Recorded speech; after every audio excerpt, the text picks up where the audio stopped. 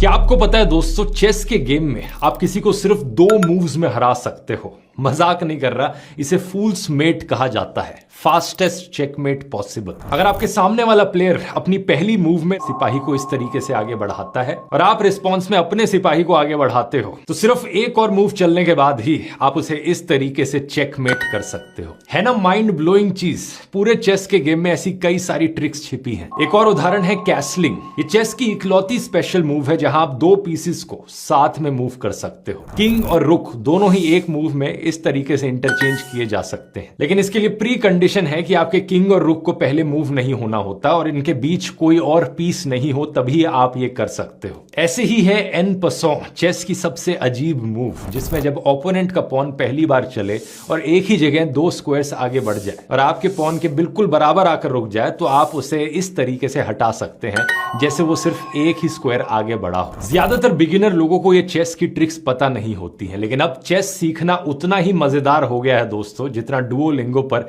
Language सीखना है। Duolingo ने लॉन्च किया है कंप्लीटली फ्री चेस कोर्स। यहां कोई बोरिंग लेक्चर्स नहीं, सीधे इंटरैक्टिव पजल्स के साथ शुरुआत होती है। पहले आपको बेसिक मूव सिखाई जाती हैं और फिर आप स्पेशल मूव्स को मास्टर करना सीखते हो।